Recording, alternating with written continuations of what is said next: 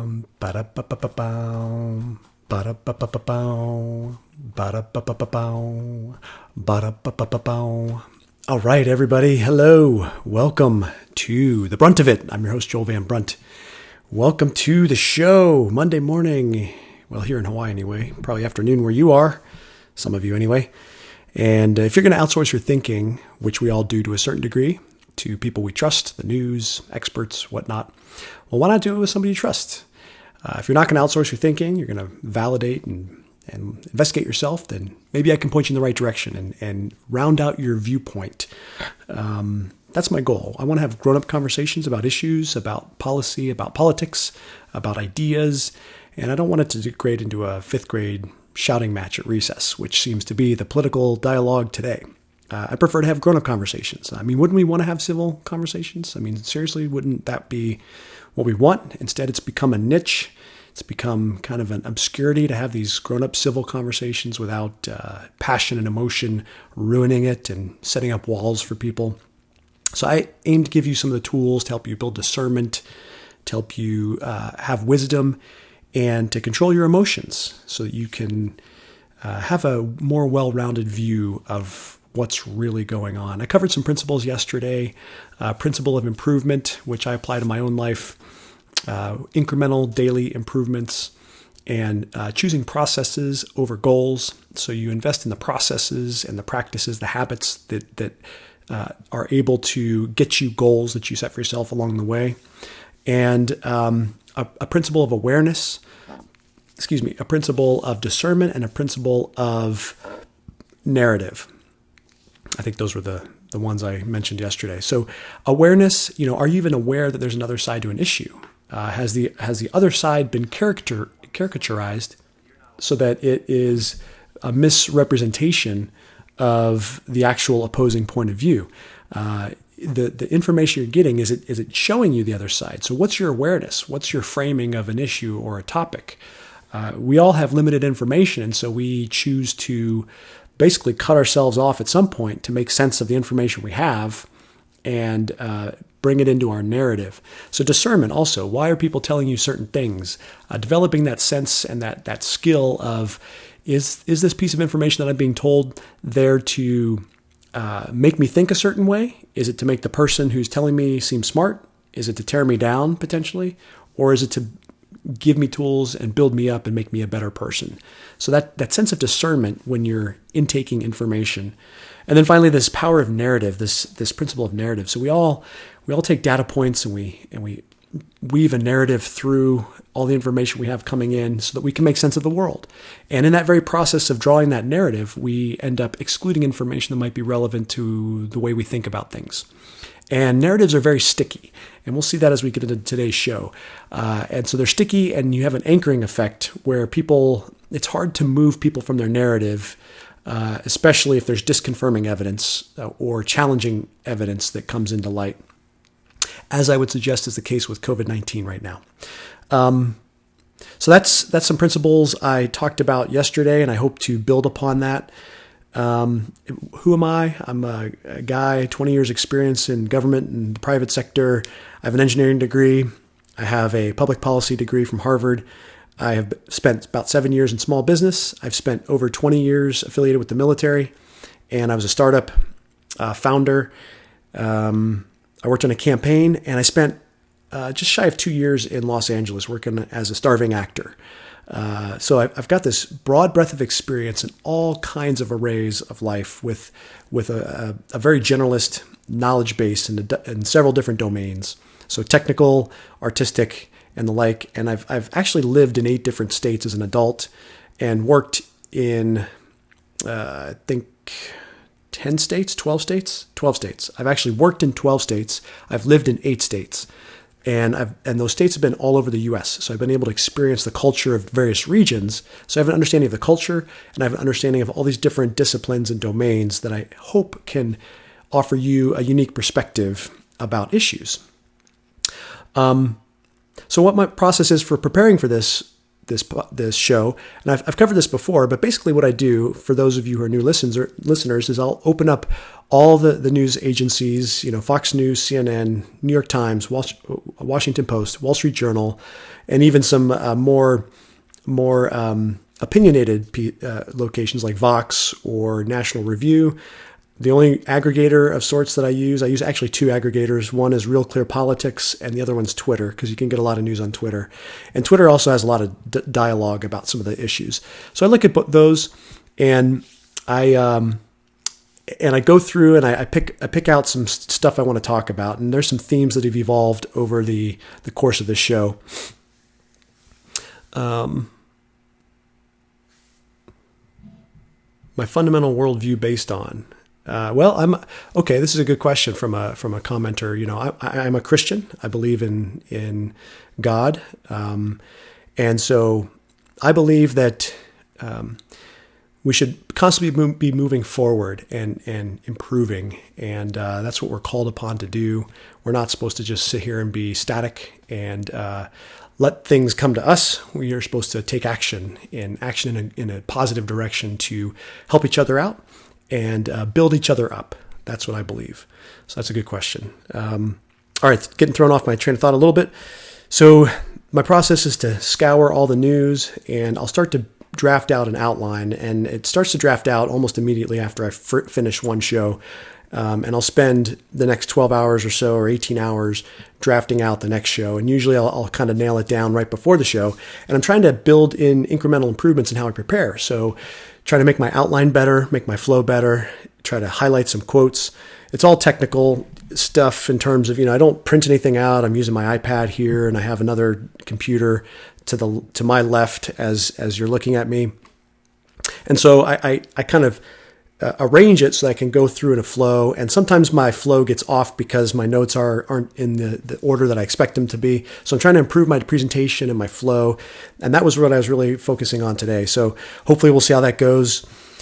So I mentioned power of narratives. That's going to be kind of a theme today as we go through this. So COVID improvement plan updates. So I was trying to start the show with positives about, with these stay-at-home orders, what are you doing to improve yourself, to improve a skill, to improve a relationship?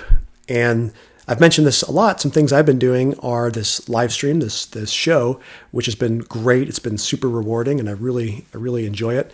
And the other thing is the day trading. I've been trying to day trade with the stock market using a simulated account through TD Ameritrade's Thinkorswim platform. And this morning, out of 24 trading days, 25 trading days today, this morning I didn't do any trades. I actually just slept in because I was kind of up late last night reading and whatnot. So this was the first day in the last 25 trading days that I didn't actually do any trades. But I did look at the market. I kind of saw where things were going.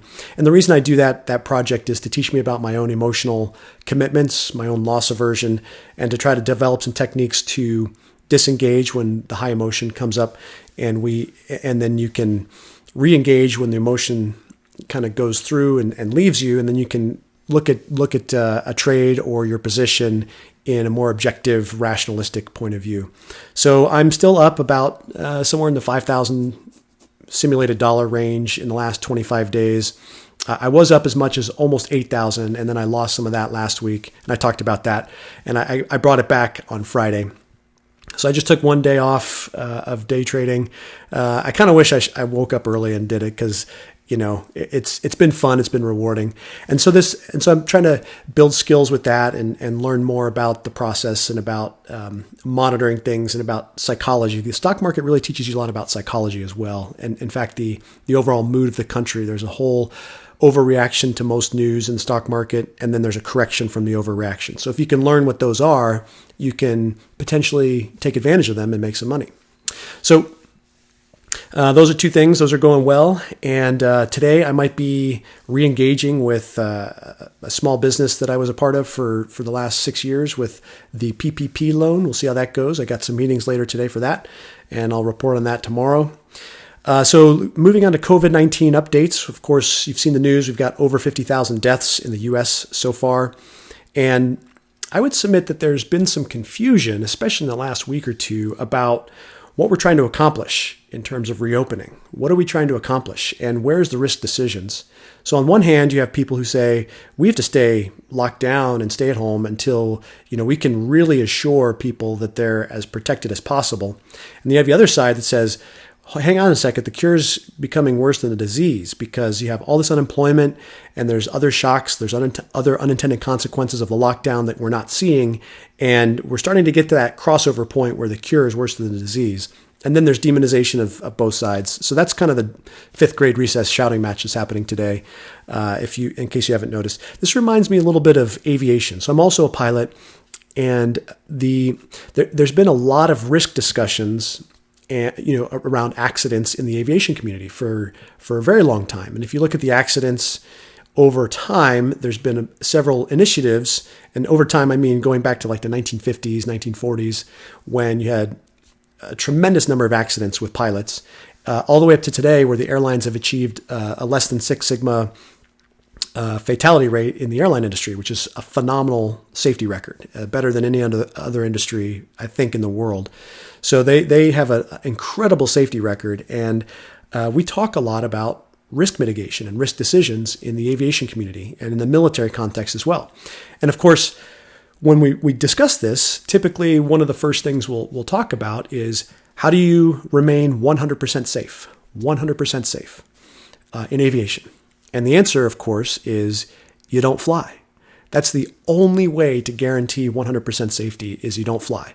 Well, if you don't fly, then guess what? You don't take people from point A to point B. You don't offer the service or the experience that you're trying to offer to your customer, or you don't get mission accomplishment. In the case of the military, you can't accomplish a mission because you don't fly.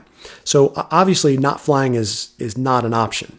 But that means that if we do fly, that means that there's going to be an accident rate, and that accident rate is associated with real people and real deaths and real injuries and real damage to equipment, destruction of equipment. So we have to accept that once we start flying. And that's true of any operator around the world, any airline. Any airline accepts some level of risk because they need to operate. And so what we try to do in the airline community is mitigate the risks as best as possible and minimize them, and then have detectors, flags that go up when the risk levels elevate. So that's kind of reminds me of the dialogue today. The only way to not have any more COVID deaths is to keep everybody locked down indefinitely until the vaccine comes out. But if we, assume that that's not practical because we can't really maintain the economy, and people are going to, the cure is going to become worse than the disease for sure at a certain point, then we need to start opening up. But how do we do that in a responsible manner? So I released a Twitter thread yesterday, 17 tweets long, that talked about all of these stories that have come out since about April 6th or so regarding what we know about COVID-19 in April. And almost all of these reports, a lot of antibody tests around the world, a lot of data scientist analysis, mathematician analysis of the data, is showing a couple of things. It's showing, number one, that the mortality rate or the death rate is probably quite a bit lower than 1%. And number two, that the pandemic duration is somewhere between 70 and 80 days-ish, if you look at those bell curves. And it doesn't matter if it's a steep bell curve or if it's a flat bell curve. Most of the mitigations are irrelevant when you look at the data. They're finding that these curves all take on the same shape and the same duration in terms of number of days. So that's interesting. And so I put out a lot of that on Twitter, and I asked the question, are we updating our expectations and our modeling based on this data? Because when we went into the stay-at-home and the lockdown policies, we had different data and different models at the time, different understanding of the virus. We thought it was anywhere from a 2% all the way up to maybe 6% fatality rate, which is pretty high. So now we're finding a lot of evidence that brings that down an order of magnitude, or maybe even more. We also didn't know how many asymptomatic cases there were, and all these reports are now suggesting that there's anywhere from 10 on the low side, 10 times more infected people that are asymptomatic than show up in the confirmed cases, or all the way up to 85 times, I think, or 85% maybe. So anyway, quite a bit more, maybe 20, 30, 40 times more than the number of confirmed cases. And that brings down the mortality rate as well. So I launched that tweet, and then there's two more studies that got reported yesterday, according to CNN, and one of them was in my Twitter thread, which was Miami-Dade County in Florida. But the other one was not, and this was in Washington State. And this looked at a nursing home there, and it found that, get up to it. It found that it was released Friday that more than half of the residents at a nursing home tested positive for coronavirus without showing symptoms, which is pretty amazing. Of those tested positive, 56% didn't feel sick at the time, the researchers said. But most of them later developed symptoms, which means they were pre-symptomatic when they got tested, according to the study. So there is a pre-symptomatic, and then there's an asymptomatic reality with these testing. This testing. So the pre-symptomatic means that when you do the test, you're not symptomatic at the time. Asymptomatic means you're not going to get any symptoms, throughout the time that you have the virus. And we're starting to see a lot more asymptomatic data coming in from these antibody tests. However, the antibody tests are called into question. I reported a few days ago, the New York Times released an article that analyzed the 14 different antibody tests, and they found only 2 with about a 99% effectiveness rate. The majority were in about the 95% effectiveness range, and then there was about 4 that had not very good. Some were about, I think it was 85 to 89% effectiveness, accuracy range. So I'm not sure which antibody tests are being used in these different locations. It would be interesting to know if it's the 99% versus the 85%, because that would help you understand the data a little bit more. But so far, I haven't seen any reporting on that. But so can we, how much can we rely on these antibody tests? That's kind of calling into question some of the threads that I submitted yesterday. I don't know, but I do know that we're starting to cross over that threshold of the cure being worse than the disease. And I'll get into why in just a second. But first, a civics lesson with just the way organizations work. So you have private companies that are very good at mass traffic into their servers. People like Netflix and Amazon and Google, Facebook, all these companies that really haven't seen a hiccup with all this demand coming in on the internet, with everybody staying at home and being on the internet. And then you have the public sector. The Small Business Administration, for example, their website just went down because we had a bunch of money released, and then a bunch more small businesses went on to get their loans, and then the website crashed. So that just happened. And I think it just draws a distinction between how sometimes the private sector is way more efficient and way better at managing scale than the federal government and the agencies inside the federal government. So caution when you're looking for solutions that the federal government is the best way forward. Oftentimes it's not. And that brings me to another concept, which is this public sector, private sector partnership. So there's a really interesting story today from the Wall Street Journal rather, that talks about this secret group of scientists and billionaires pushing a Manhattan Project for COVID-19. The reason this is interesting is because the Manhattan Project was, of course, a government program that engaged academics back in the 1940s during World War II to produce the atomic bomb. And it's a fascinating topic to discuss. But now we are finding that there's a kind of a private development along the same lines, and they literally view themselves as a lockdown era Manhattan Project. So let me read a little bit from this. A dozen of America's top scientists and a collection of billionaires and industry titans say they have the answer for the coronavirus pandemic, and they found a backdoor to deliver their plan to the White House. The eclectic group is led by a 33-year-old physician turned venture capitalist, Tom Cahill, who lives far from the public eye in a one-bedroom rental near Boston's Fenway Park. These scientists and their backers describe their work as a lockdown-era Manhattan Project, a nod to the World War II group of scientists who helped develop the atomic bomb. This time around, the scientists are marshaling brains and money to distill unorthodox ideas gleaned from around the world.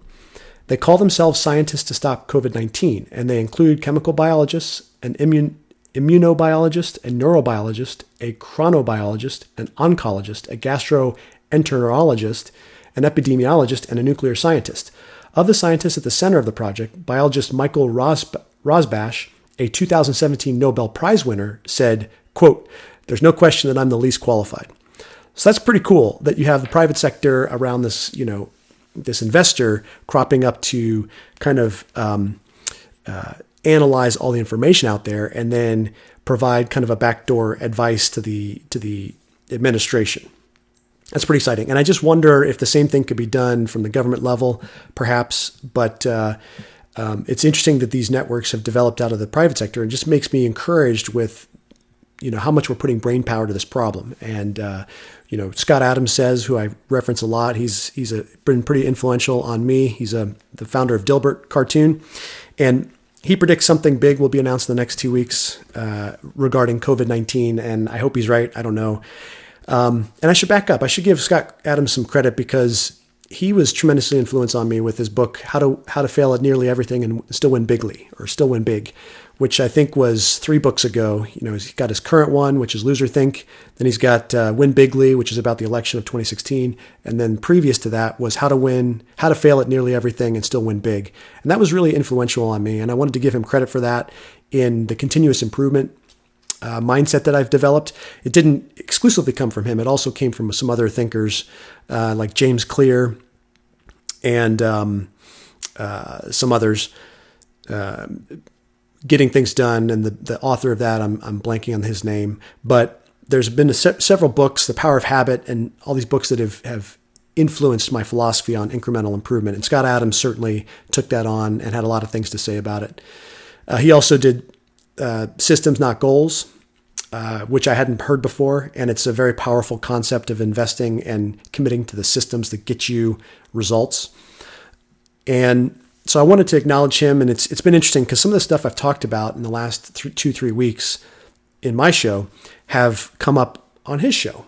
And I realized that I'm not saying that the correlation is causal at all. And I certainly don't listen to his show before I prep for this show, necessarily. Sometimes I do, but most of the time I don't. All this material is my own. I might get some ideas from other podcasters and research it myself and kind of understand what I want to say about that topic. But I wanted to back up and give him some credit for some of these ideas. And he also says that the amount of brain power around the world that's tackling this problem, we've never seen anything like this. We've never seen the entire world literally trying to wrap their mind around this problem and have some results. So that's a really, really cool thing that we're seeing right now. And this Manhattan Project, this COVID-19 Manhattan Project is one example of that, of how, the whole world is wrapping their mind, that the world's brightest minds, Nobel Prize winners are trying to tackle this issue. So I think that's really an interesting development that was reported in the Wall Street Journal today. Now, on reopening, my belief, I think we need to do it. So I think that, let me give you a couple of reasons. So first of all, cure worse than the disease. The CNN is reporting that Tyson has basically started to warn that millions of pounds of meat will disappear from the supply chain as the coronavirus pandemic pushes food processing plants to close, leading to product shortages in grocery stores across the country.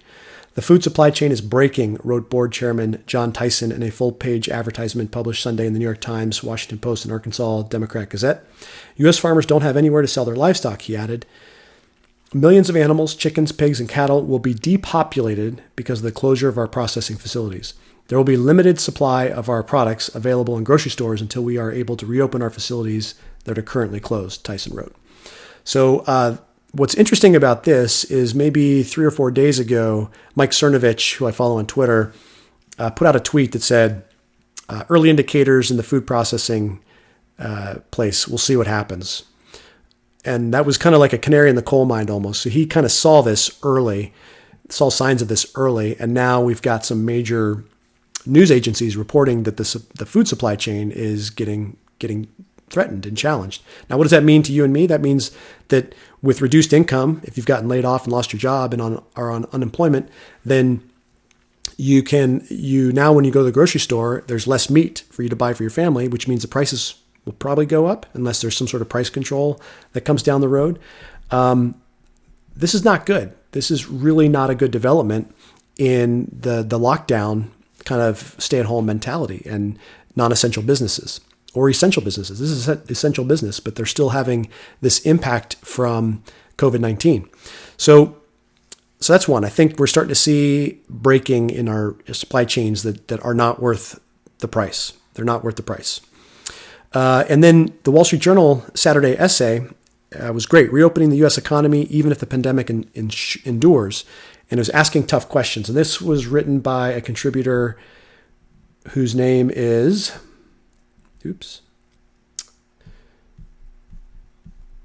So his name is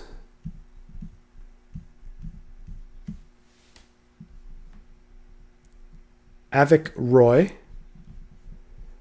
And he has a really interesting piece that asks some really tough questions. And I wanted to just present the questions to you. So he looks at testing. There's two types of tests. There's an antibody test and there's like the nose swab test. They're different. The nose swab, I think, is more reliable in general than most of the antibody tests. So there's testing. There's treatments. There's about 150 drugs that are under investigation for treatment of COVID-19. And then there's the vaccines. And the vaccines, most experts tell us, we're 12 to 18 months out from the vaccine. So he's asking the questions that we've kind of set these milestones with tests and treatments and reopening. But are they realistic? What if the testing doesn't improve? Are we willing to be shut down for another 3 months? What if we don't get a vaccine? What if the testing does improve, but yet we don't get a vaccine? What if the treatments all show there's no viable treatment that comes out of all this? So he's kind of challenging the anchored narrative of, hey, this is what we need to do to reopen, and saying, what if this is just the status quo going forward? And if it is, then every week that goes by, we're doing damage to ourselves, unneeded damage. So it's a really interesting piece. I'd encourage you to go read it, the Saturday essay from the Wall Street Journal. And then Dr. Scott Atlas, who I talked about, I think, yesterday, and he was in one of my Twitter thread, the 17 tweets about April COVID updates. So he had a piece in the New York Post looking at the science that we know now. And he gave 4 reasons that we should consider in our reopening thinking. And I thought they were very interesting to talk about. So one is mortality. So I talked about this earlier. The mortality has now dropped in most of the information we have coming out to below 1%. And in some cases, it's as low as 0.1 to 0.2%, or in other cases, it might be as high as 0.6%. So that's how we're looking. And so that's the first thing he says we should be looking at with the science. The second thing is who's most impacted. And if you look at the demographics, obviously it's the elderly with pre-existing conditions. So we can protect the old, and that will limit the hospital overcrowding that we're so worried about with the mortality rate going up because there's not enough hospital beds. So if we protect the old, that'll help. And then finally, as we do this lockdown order, and we're trying to, not finally, but thirdly, we're trying to make available all this capacity for the surge of patients that are going to come into the hospital, which really hasn't proven to be the case anywhere other than some places in New York City. Nowhere else that I'm aware of have they reached capacity in terms of hospital beds or ICU beds. But in preparation for filling that capacity, they have declined elective surgeries, they've declined elective procedures, screenings. So that means people not getting screened for cancer, not getting screened for other illnesses. And so that's having an impact on mortality rate in other areas. And so there is quite literally death happening because there's not the excess capacity right now is not being used for other illnesses and other diseases. And then finally, isolation prolongs the problem. So there's some data suggesting, it was in my Twitter thread, from University of Sydney and from Singapore, from Israel, and from a data scientist, I think out of Silicon Valley, that all look at, every country has an array of mitigation principles. And yet if you look at the distribution and the duration, there's no significant changes over that distribution curve. So in other words, the mitigation seems to be irrelevant with regard to how the distribution comes out, with the one exception that it might flatten the curve a little bit and make the sides a little bit fatter. That's certainly possible. And the Swedish scientist I covered a few days ago, talked to that effect. But the point is that the mitigation isn't going to stop it, right? So the mitigation isn't going to stop it. So if that's the case, then reopening has to happen, because even if you stay at home, you're still not going to stop it, right? It's still going to run its course. So these are some pieces of information to consider in reopening. I'm going to be in favor of reopening right now. I think that we need to be wise. We need to protect the older people, and look at Sweden and start to adapt some of those measures. Second waves and all that stuff. Yes, a concern. And do we want to go back and forth? I would say no, we don't want to go back and forth. But I do think that we need to reopen, because the cure is starting to get worse than the disease.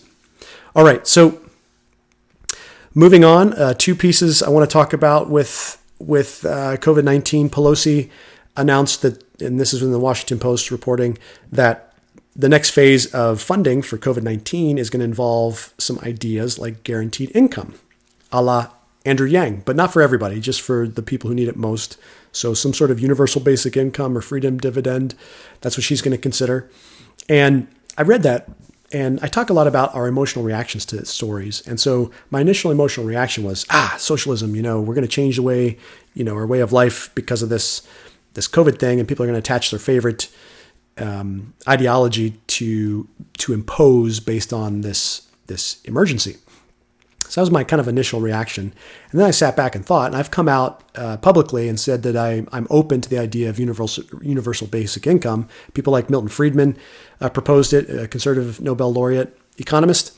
And Andrew Yang had a compelling case for it with, he likes math, and he knew the numbers, and he talked about the numbers. And so with my technical background, that registered with me with my engineering degree. So I'm open to it. And I looked at it again and I said, okay, fair. I'm open to it. I'm not sure it's the right time to do it, because anytime it's done in an emergency situation, that's going to generate some questions from the opposition about why are we doing this? What's the motive? What's the ill intent? So expecting some pushback from the Senate for sure, with McConnell at the helm. But that should be coming out the next round of funding. And then this one's really disturbing. This one is about, this kind of goes back to Trump talking about injecting disinfectant, right? So in the context of that conversation, UV light was being talked about, as well as chemicals and disinfectants, other disinfectants. But the UV light I want to hone in on, because there's a company called Healight. No one really knew what the company was called over the weekend, to my knowledge, but it's now come out as called Healight. And on Twitter, there's been a video that they posted that talks about their technology. And so I found this Wall Street Journal op-ed today that is written by the former head of that company, or I guess the parent company. So I want to read this, because this is kind of troubling. This is a legitimate technology that came out of a partnership, and you'll just see what happens. So this is by a gentleman named Josh Disbrow. And it says, an experimental ultraviolet light treatment for COVID-19 takes political heat. Trump's musings prompt social media censorship of information about an experimental treatment. This is by Josh Disbrow. I ran an obscure pharmaceutical company until a few days ago. Then we got famous. Early in the COVID-19 pandemic, I2 Bioscience made a commitment to find ways to help. One of those ways came from our newly formed relationship with a prominent Los Angeles hospital. On April 20th, we put out a press release titled, I2 Bioscience signs exclusive global license with Cedars-Sinai for potential coronavirus treatment. The treatment is called Healight, and it was developed by research physicians at the hospital's Medically Associated Science and Technology program. The technology, which has been in development since 2016, uses ultraviolet light as an antimicrobial and is a promising potential treatment for COVID-19. I2 and Cedars-Sinai have engaged with the Food and Drug Administration to pursue a rapid path to human use through an emergency use authorization. But hardly anyone noticed until Thursday, when President Trump mused, supposing you brought the light inside the body. My team and I knew the president's comments could trigger a backlash against the idea of UV light as a treatment, which might hinder our ability to get the word out. We decided to create a YouTube account, upload a video animation we had created, and tweet it out. It received some 50,000 views in 24 hours. Then YouTube took it down. So did Vimeo. Twitter suspended our account. The narrative changed from whether UV light can be used to treat COVID-19 to I too is being censored. These days, politics seems to dictate that if one party says the sky is blue, the other party is obligated to reply, no, it's not, and you're a terrible human being for thinking that. That leaves no room for science, in which the data speaks for themselves, regardless of ideology and only when they're ready. Unfortunately, the visceral excitement of political conflict draws far more clicks and better ratings than the methodical world of science. Technologies like Healight, which if borne out through clinical studies may represent a viable way to kill coronavirus, aren't provided the clear-headed consideration they deserve, but are instead flushed into the political mosh pit of us versus them. Okay, so this is a recurring theme that I talk about quite a bit, which is this emotional reaction to things, and then it clouding your decision making.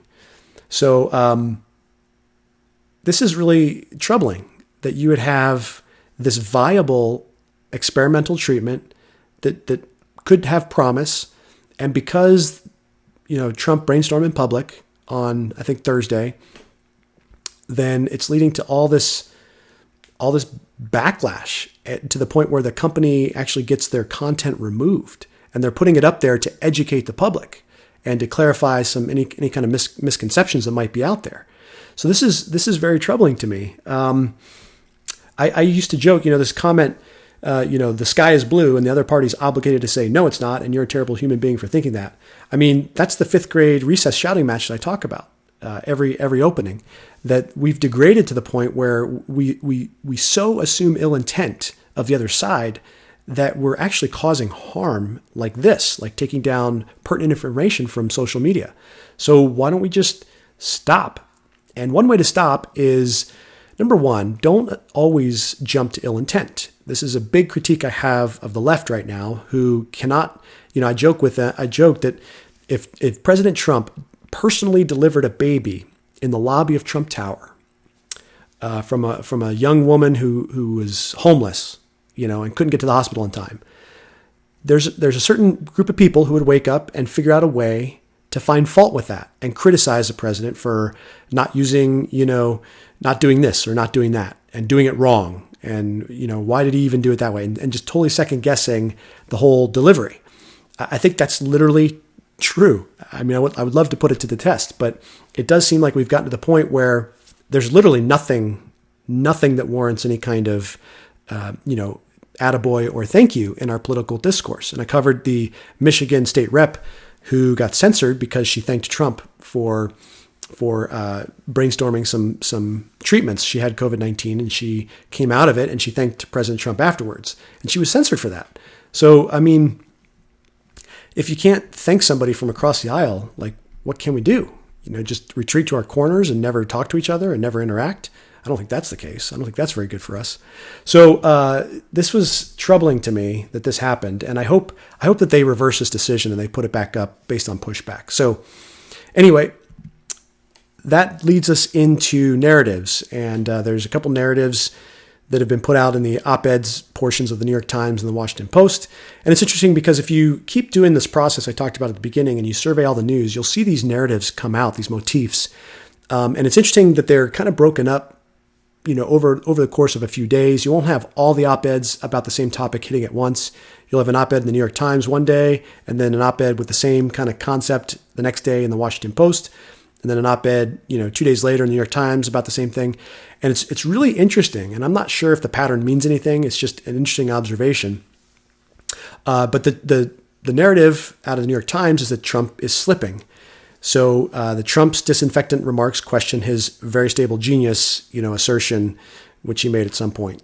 So it's a hit job, and it basically takes the worst interpretation of Trump's background and comments, and then uses this most recent example as just another line of evidence. So it's a total piece in confirmation bias, and I would submit that it's not very helpful in elevating the dialogue.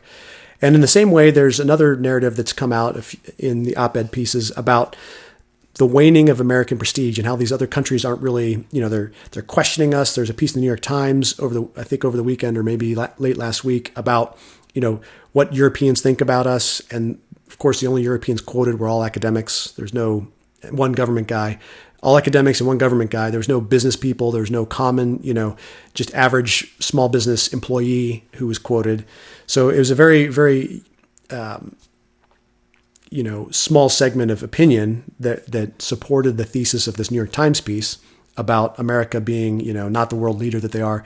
And then this one, the pandemic and the waning of American prestige in the Washington Post. So that came out today. And this is by a gentleman called Ishan Thoror. I don't know if I'm saying that right. But what's interesting is he just kind of blatantly makes an assertion in here, which I was like, okay. And the assertion is now few governments elsewhere are even looking to Washington for leadership. And as far as I can tell, he doesn't offer any kind of evidence for that. It's just kind of an assertion. And that's fine. It's a column. He can put forth assertions. But it speaks to this narrative that's kind of running through the mainstream media or the legacy media right now with regard to American prestige and on decline. And it's really directly combating the narrative of make America great, keep America great, and all these right-wing, Republican talking points around the Trump presidency. And then the very stable genius comment, he's become unhinged. He broke down. It was, this got really hyped up in legacy media, this Thursday press conference, that he's losing his mind. And I found this interesting because, the big criticism recently of Biden is that his mental faculties might be in decline. So, is this a way to kind of even the bar a little bit in terms of their mental capacity, because the Trump, promoted or suggested this crazy thing, and that obviously speaks to his mental state. But if you look at the transcript and you look at the video clip, like I covered, after it happened, it's basically brainstorming in public, which he shouldn't have done. But if you kind of contextualize it with the brainstorming in public and kind of likes ideas and tossing things back and forth, that's very, very different than suggesting or promoting. Okay, that's very different, and that's also very different than losing your mind and losing your mental faculties. So 2 narratives to be aware of. They're out there. And if that confirms your pre-existing biases, that's fine. I'm not going to try to argue with you, but just be aware that they're there. And hopefully you're aware that there's other explanations out there as well. Which is, like I said, just to close the loop on the other explanations, brainstorming in public for that press conference, which he shouldn't have done. And then waning of American prestige, there's counter evidence presented by Trump himself in the press briefings that suggests that other countries are calling him for the respirator production and for what are they doing on testing and how are they thinking about this and how are they thinking about that. And he's literally telling the public and telling the press on a daily basis, at least up until this weekend, that he talked to this leader, he talked to that leader. So, does that comport with this assertion that American prestige is in decline? Wouldn't you think that the world leaders calling the U.S. and having conversations with the top leaders, wouldn't that be evidence that people are actually interested in what we think about this issue and trying to work and collaborate together? I mean, I would. So that's the counter information that you may not be aware of if you've never seen the press briefings. Okay. All right. And then the last thing I'll talk about is Joe Biden. So Joe Biden, and I want this to be a civics lesson and a cultural lesson. So apparently Joe Biden in a video made a prediction that Trump is going to push back the election because of this COVID thing. He's going to use the COVID as an excuse to push back the election. And then he also threatened to defund the U.S. Postal Service, I guess, or he threatened them with funding. And that was interpreted as putting pressure on the U.S. Postal Service with this mail-in ballot option that might be on the table for November, because, if we're still under stay-at-home or some level of stay-at-home, maybe the mail-in ballot becomes a solution. So that was the 2 things promoted in this Joe Biden video. And to be honest, in preparation for this, I didn't watch the video. So that's full disclosure.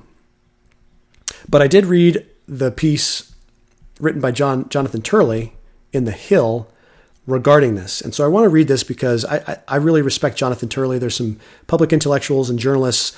And really, I think that this would be a good practice for everybody, is to not just wholeheartedly trust one source like the New York Times or Fox News or CNN, but look for individual people inside those organizations that you can trust. And that's what we do naturally. We have names that we like that come to mind, but the good thinkers tend to be good thinkers across time, and they don't get out over their skis, and they don't try to promote a narrative, beyond what they can support. And they're real good thinkers. So I just want to suggest that you maybe follow people and not organizations. But here's Jonathan Turley in The Hill. If there are two words that have been the mantra of the media during the last 3 years with President Trump, they would be conspiracy theory. That label is a wonderful device to attack political opponents. And by the way, I talked about conspiracy theory versus investigative journalism, I think yesterday, and how, the line between solid investigative work and conspiracy theory can sometimes be very blurry, and you could use one to mask an attack of the other. Okay, so that label is a wonderful device to attack political opponents. It not only suggests something is objectively untrue, but that the person responsible for it is unhinged and unreliable. When Republican members of Congress had suggested that the coronavirus might have come from a research lab in Wuhan, for instance, it was widely denounced as a conspiracy theory, even though some intelligence officials believe the theory is credible. Right? It is a term that is almost exclusively reserved in the media for Trump and his supporters. That was evident this week when the ultimate conspiracy theory was declared by the presumptive Democratic nominee, Joe Biden, who warned that he was certain Trump plans to delay the election this fall. It is a conspiracy theory utterly without factual or constitutional support, yet his warning was deemed a prediction by Politico in a recent article. It has been peddled by various Democratic officials and commentators for months and is all the rage on the internet, even though it should be sold as a set including a tinfoil hat and electromagnetic ghost detector. Biden left little doubt to such a plan by Trump. He said, "Mark my words, I think he's going to try to kick back the election somehow and come up with some rationale why it can't be held." It is just the type of thing that a crazed guy in a tightly buttoned raincoat whispers to you on the subway. But Biden was not finished. If you attended a recent online fundraiser, you saw Biden grow uncomfortably close and go on to explain that it was the Postal Service which actually revealed the conspiracy theory to him. Biden alleged that the administration is pressuring the Postal Service to make changes in its operations as a condition for coronavirus relief. So, as he explained, imagine threatening not to fund the post office, other than trying to let the word out that he is going to do all he can to make it very hard for people to vote. That is the only way he thinks he can possibly win. However, the other way would be... However, the other way would be that his opponent flees to the desert to live... Sorry, some pop-ups are popping up on my screen. However, the other way would be that his opponent flees to the desert to live inside a bunker and protect his mail and precious bodily fluids. Let us address the mail connection. For years, Trump has been a critic of the Postal Service as being an institution that repeatedly required bailouts due to running huge deficits. He wants the Postal Service to agree to raise fees for mass shippers before it asks for anything for another subsidy. That would have no impact on voting, including mail voting in the election. Any change in its operations would not impact such things as regular mail this year. Now for a constitutional reality check to this conspiracy theory of Biden. Elections are indeed managed by states and not the federal government under Article 2. The date of the presidential election is set by federal law and not subject to an executive order. Even war or martial law does not suspend the date of the presidential election. Since 1843, Congress has mandated that the presidential election be on the Tuesday after the first Monday in November every 4 years. In order to change that date, Trump would have to have both chambers of Congress vote to do so. Did you know that? I didn't know that. Finally, any delay in the election would collide with the 20th Amendment, which distinguishes the power of the president at noon on January 20th. So even if Trump somehow persuaded Congress to delay the election after then, his term constitutionally ends on that date unless he is reelected. If Trump tried to stay in office past noon on January 20th, if he loses, he would have to join Biden on the subway and whisper to people that he is still the president. Of course, this conspiracy theory is tame compared to several conspiracy theories voiced by some other critics of the president.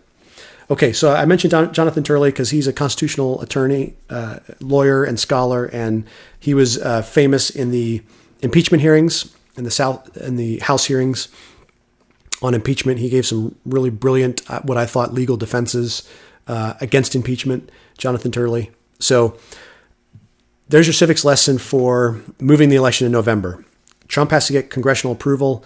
He can't move it by executive order. There's no power that he has, even national emergency or martial law, that would allow him to move the election. He needs to get under the Constitution. He needs to get Congress to go along with it. And the post office, he's been critical of it for a while because he's a profit guy. And if you have a government agency that's always asking to be bailed out and is not self-sustaining, it makes sense that a business guy would say, hey, you know what? Why don't you fix it? Raise your prices.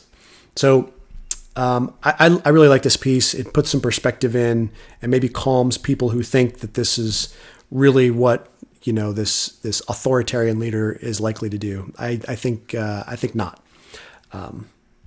All right. And then finally, a cultural critique. And this comes courtesy of Senator Tom Cotton from Arkansas. And he said that the Democratic senators who believe sexual assault accusations against Supreme Court Justice Brett Kavanaugh shouldn't want to be Joe Biden's running mate, claiming there's more evidence for an assault claim against Biden as a sitting senator in the 1990s than there were for claims against Kavanaugh from his youth.